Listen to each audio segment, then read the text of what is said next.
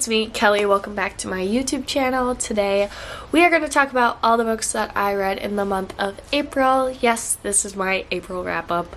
I'm super excited because I did find 2 5-star reads within the month, and I'm just so excited to talk about my thoughts about those books, and hopefully maybe you can get some recommendations in seeing how I enjoyed or did not enjoy some of these books. I first want to apologize if I sound a little stuffy or if I'm sniffling a lot. It is very, very nice out in Minnesota, but it is pure like pollen season, so my allergies are going crazy this weekend. So I'm kind of congested with the pollen in the air, which sucks because it's so nice outside, but I'm over here like dying. So I'm a little stuffy because of that. So I apologize. So let's go ahead and talk about some stats, which love the statistics of some books.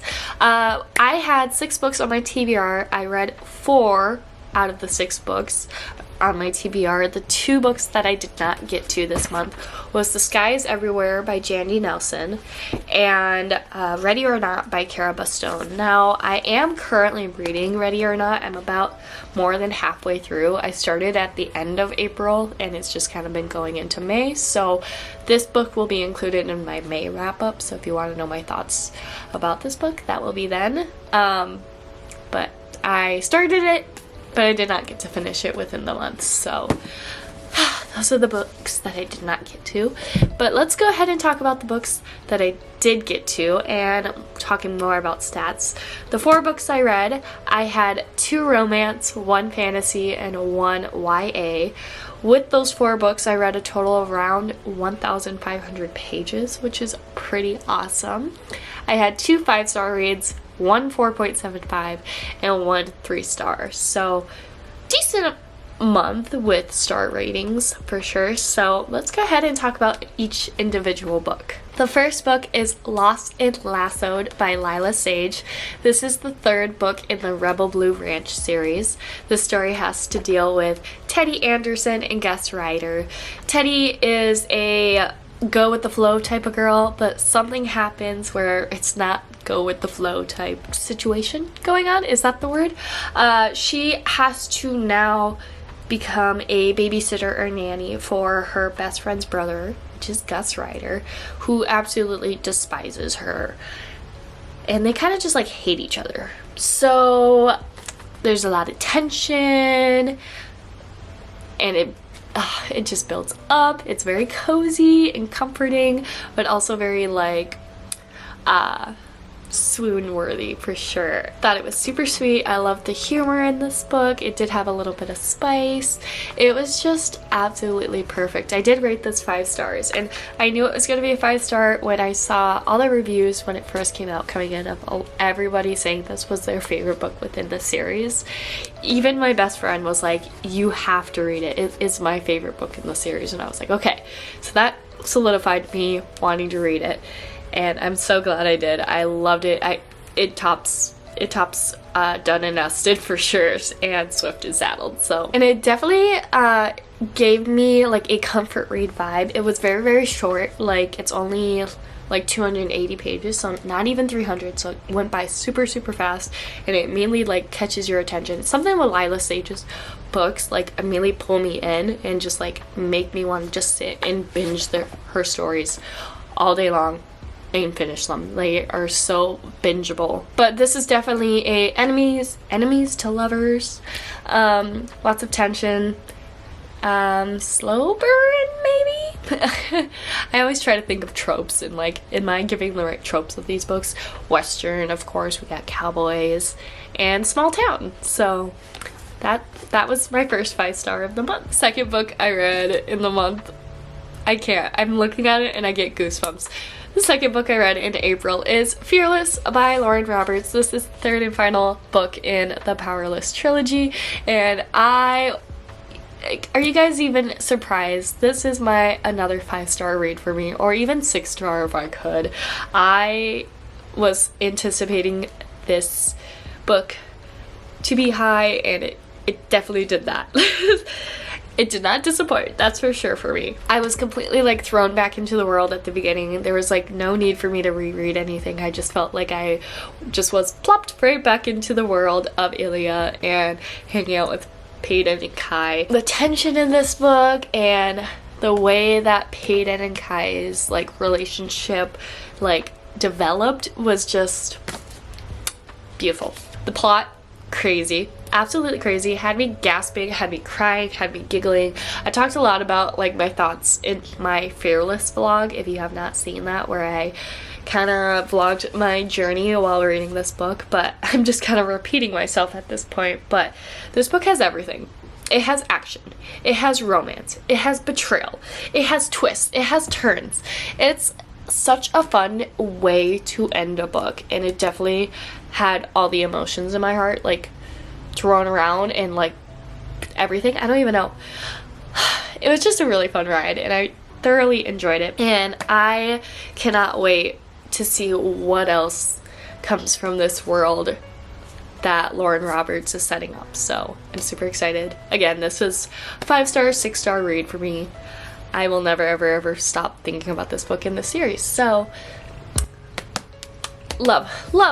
Alright, so after finding 2 5-star reads at the beginning of the month, I kind of slumped a little bit. I just kind of felt like, dang, Fearless was really, really good. I'm not gonna find anything as good as that, and I'm gonna just find just mediocre reads, which sadly, Girl in Pieces by Kathleen Glasgow was my 3-star read. It is an okay book. It's definitely, if I read it at a different time, I might have rated it higher, I might have rated it lower, but since it was right after a highly anticipated 6-star read of mine, I think that's why it was kind of like in the middle for me. This book was definitely more of an emotional read. This is a YA book. There are some trigger warnings. The story in this is about a girl who struggles with self-harm and trauma, so if that's not your cup of tea, this book is not for you.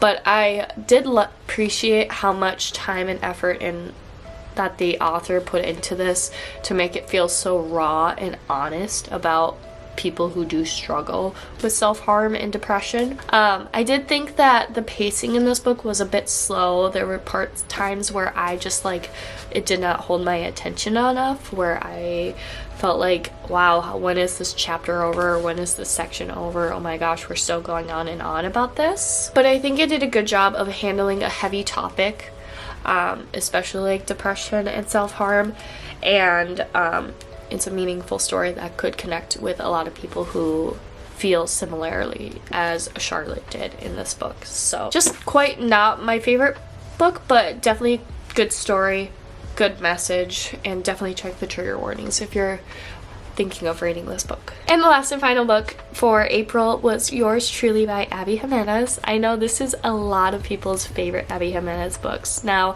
I read her books a little bit backwards. The first book that I read by her was Just for the Summer, and that was a 5-star read for me. I read it last year around this time, probably, yeah, like a year ago.